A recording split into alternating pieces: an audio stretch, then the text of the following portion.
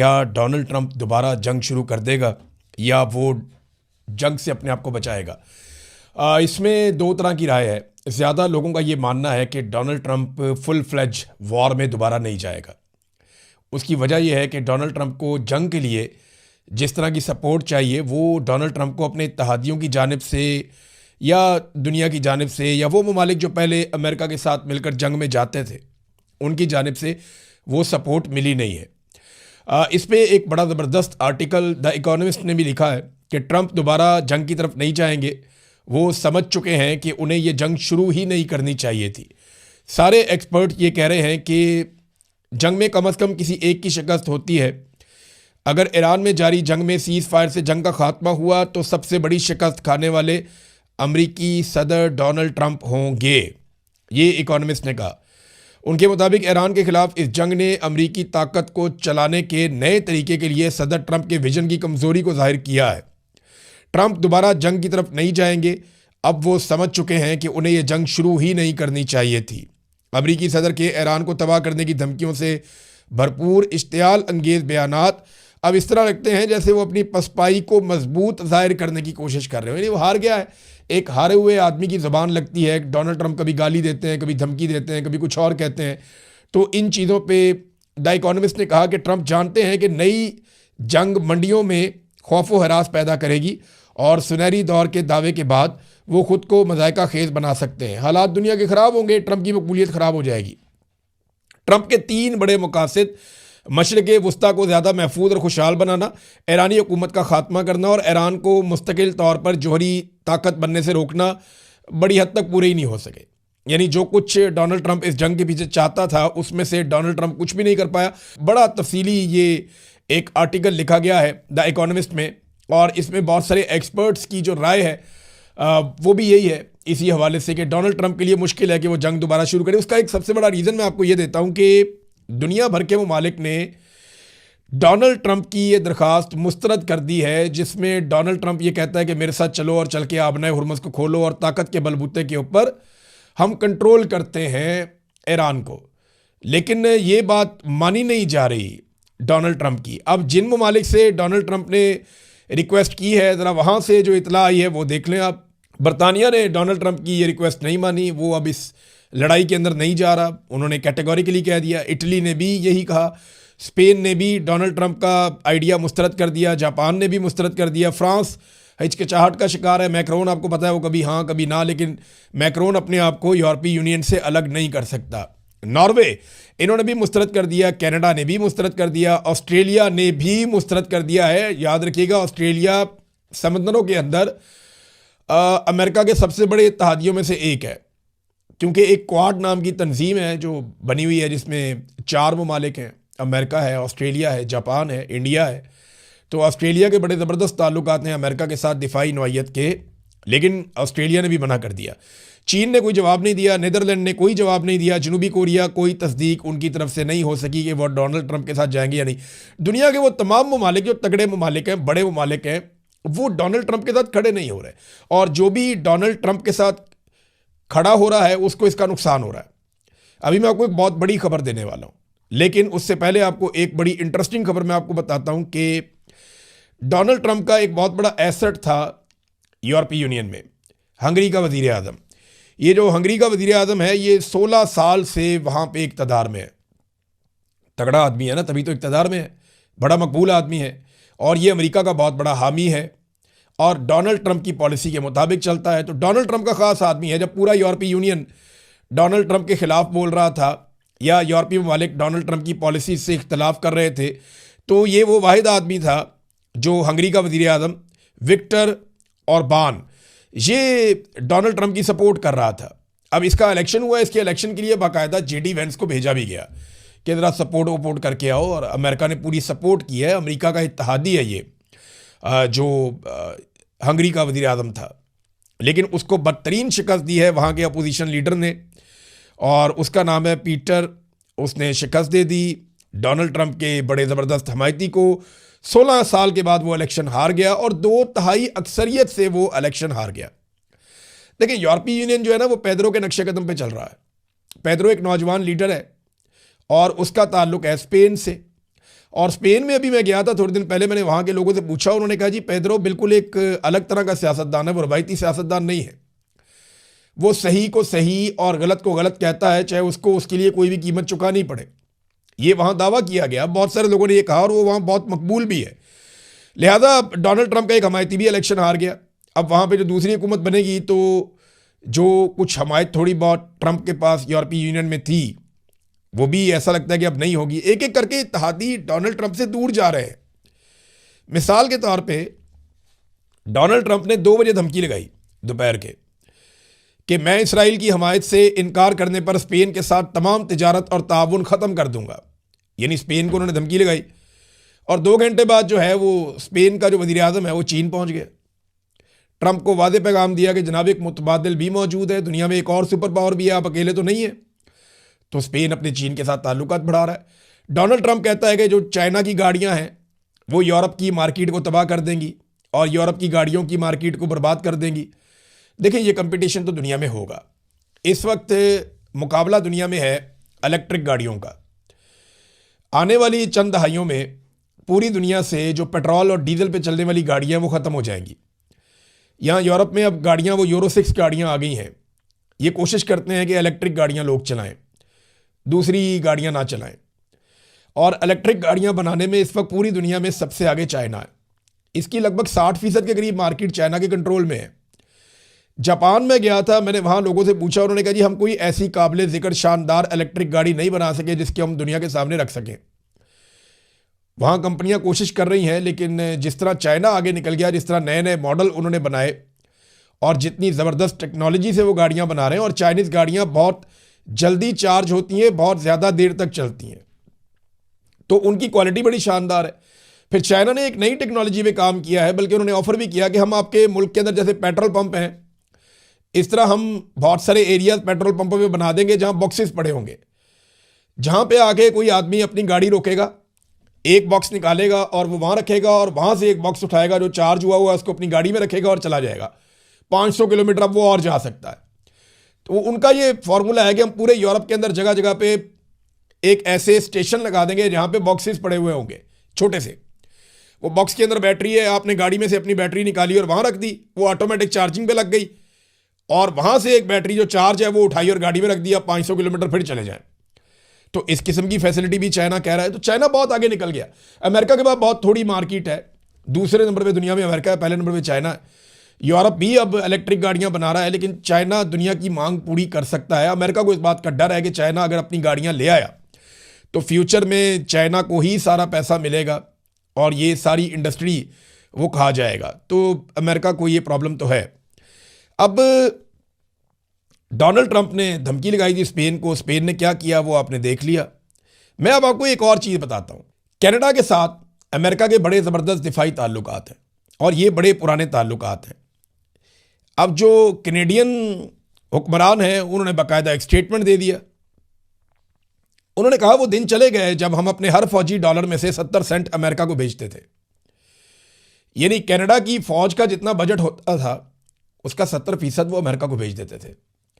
यानी हर फौजी डॉलर, यानी फौज का डॉलर वही है ना जो फौज के लिए मुख्तस हो जाता था कि जनाब इससे फौज की चीज़ें लेनी है।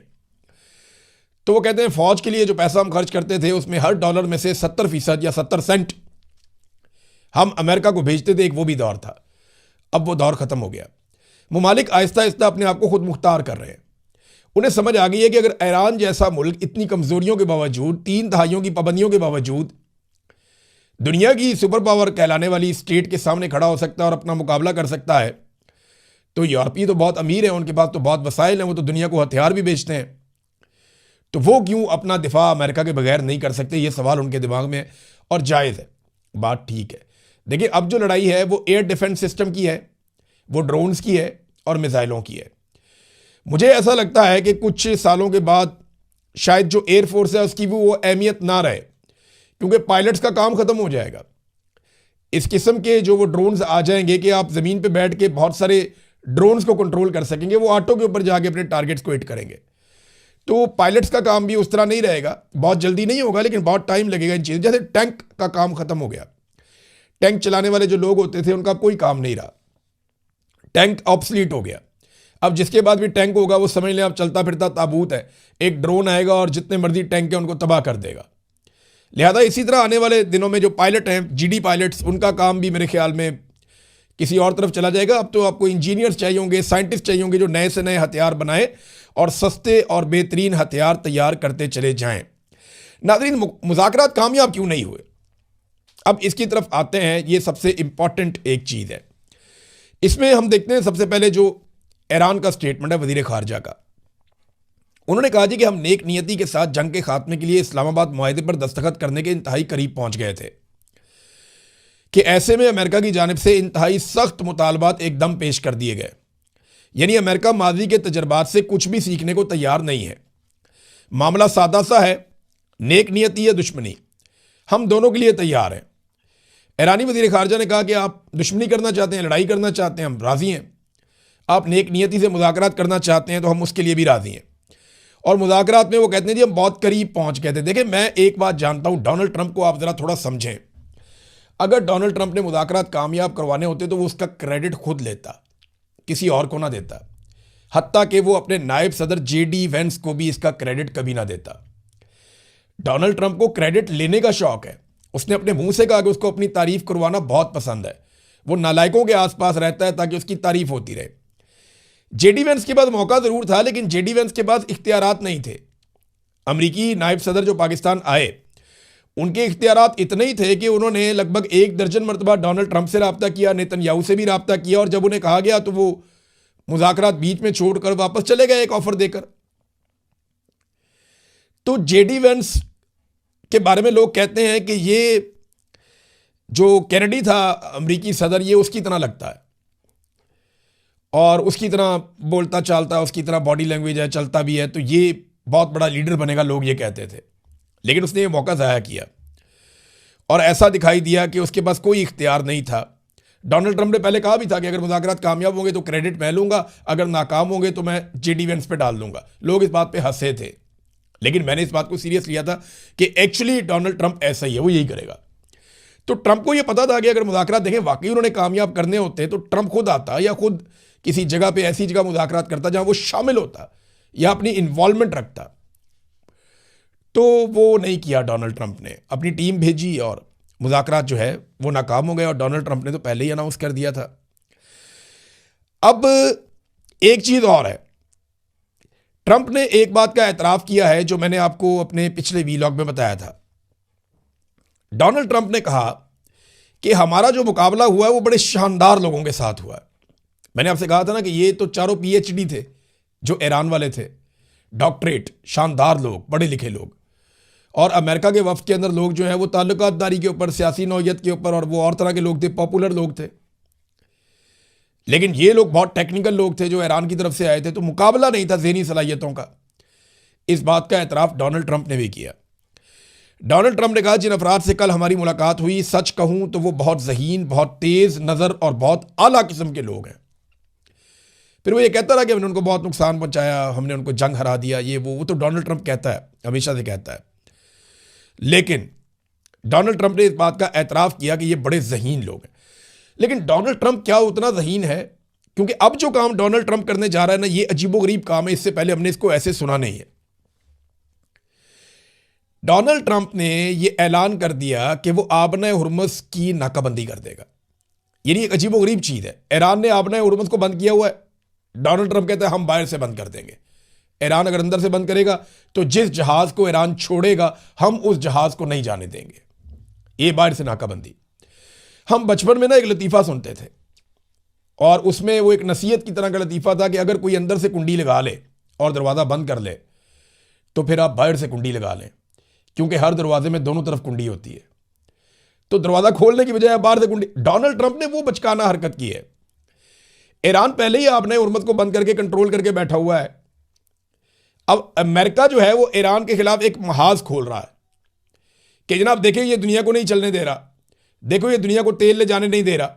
अब साथ में डोनाल्ड ट्रंप ने कह दिया जनाब जिनको ये तेल ले जाने देगा उनको हम रोक लेंगे। तो अब डोनाल्ड ट्रंप खुद भी उसी सफ में आ गया, अमेरिका को वहीं पे ले आया कि अगर ईरान तेल नहीं जाने दे रहा तो जो वो जाने दे रहा है उसको अमेरिका रोक रहा है। ये तो अमेरिका अपनी मुखालफत के अंदर इजाफा करवा लेगा दुनिया में और कुछ नहीं करेगा। अमरीकी सदर ने कहा कि अमेरिका जल्द ही उन तमाम जहाज़ों की नाकाबंदी शुरू कर देगा जो आबने हुर्मुज़ में दाखिल होने या वहां से निकलने की कोशिश करेंगे, और वो काम आज से वो करेंगे। हालांकि ये जंगबंदी का टाइम है, लेकिन अमेरिका ने अनाउंस कर दिया कि आज से वो ऐसा ही करेगा। इस पे ईरान के जो स्पीकर हैं कालीबाफ, उन्होंने एक बयान दिया। उन्होंने कहा अमेरिका को फैसला करना होगा कि क्या वो ईरान का एतमाद हासिल करने के लिए तैयार है या नहीं। ट्रंप की हालिया धमकियों का ईरानी कौम पर कोई असर नहीं होगा, हम ये साबित कर चुके हैं। हमारी बातचीत बहुत शदीद, संजीदा और मुश्किल थी। हमने मजबूत तजावीज़ पेश की जो नेक नियति जाहिर करती हैं और पेशरफ्त का बायस बनेगी। हम अमेरिका पर एतमाद नहीं करते, उन्हें हमारा एतमाद हासिल करना होगा, जो उनके माजी के इक़दाम की वजह से बहुत मुश्किल है। ईरानी कौम अपने रास्ते पर आगे बढ़ रही है और अपनी सलाहियतों पर इंसार कर रही है। हमारा वफद मुत्तहद, संजीदा और ईरान के हकूक़ के दिफा में तख्लीकी था। उनकी धमकियों का कोई असर नहीं। ये सिर्फ नारा नहीं, दुनिया ने उसे देख लिया है। अगर अमेरिका रास्ता चाहता है तो उसे ईरानी कौम का एतमाद हासिल करना होगा। अगर आप लड़ेंगे तो हम भी लड़ेंगे, और अगर आप मंतक के साथ आएंगे तो हम भी मंतक के साथ, दलील के साथ उसका जवाब देंगे। तो ये कालीबाफ ने कहा डोनाल्ड ट्रंप की धमकी के बाद। ये अजीबोगरीब धमकी है, लेकिन इस धमकी में भी डोनाल्ड ट्रंप को वो सपोर्ट हासिल नहीं है। देखिए, पहले डोनाल्ड ट्रंप ने दावा किया कि इस वक्त आबने हुर्मुज़ में अमरीकी फोर्सेस के जो जहाज़ हैं वो बारूदी सुरंगों को साफ कर रहे हैं। लेकिन उसके बाद ईरान ने कहा जी हमने तो उनको यहाँ पे आने नहीं दिया, बल्कि जो आ रहे थे उनको हमने यहाँ से भगा दिया कि चले जाओ यहाँ से।